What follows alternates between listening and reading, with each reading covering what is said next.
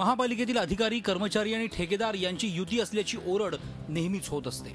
एकाच ठिकाणी वर्षानुवर्ष ठाण बांधून काम करण्याच्या पद्धतीमुळे हा प्रकार होत असल्याची चर्चा आहे। मात्र आता आयुक्तांनी ही पद्धतच मोडून काढायचं ठरवलंय। आतापर्यंत 5 सहाय्यक आयुक्त आणि 4 अधीक्षकांसह 249 कर्मचाऱ्यांच्या बदल्या करण्यात आल्या आहेत। एकाच विभागात 3 वर्षापेक्षा जास्त कालावधी ज्यांना झालेला आहे अशा लोकांच्या यामध्ये बदल्या करण्यात आलेल्या आहेत आणि उर्वरित बदल्या ह्या पुढच्या काही टप्प्यांमध्ये 2 टप्प्यांमध्ये करण्यात येणार आहेत।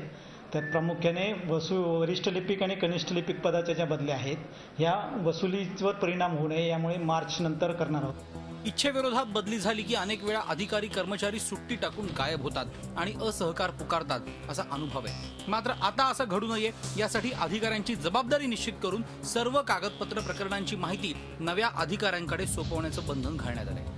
प्रशासनातल्या या साफसफाई मोहिमेचं नाशिककरांकडून कौतुक होत आहे। अधिकारी कर्मचारी जे वेगवेगळ्या टेबलवर किंवा कार्यासनावरती अनेक वर्षापासून आहेत त्यांचा डेटाबेस आम्ही तयार केला होता।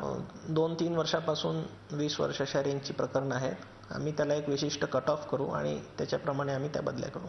हे आयुक्तांनी कोणाच्याही दबावाला न बळी पडता महापालिकेच्या प्रशासन विभागात कार्यक्षमता यावी आणि पारदर्शकता यावी या भूमिकेने घेतलेले हे निर्णय हे याचं संपूर्ण मतदार नाशिक महापालिकेचे स्वागत करतायत। नजीकच्या काळात 1000 पेक्षा अधिक कर्मचाऱ्यांच्या बदल्या केल्या जाणार आहेत। महापालिकेत भाकरी फिरवल्याने कार्यक्षमता वाढून प्रशासनाच्या कारभारात पारदर्शकता येईल अशी नाशिककरांची अपेक्षा आहे। मुकुल कुलकर्णी, झी मीडिया, नाशिक।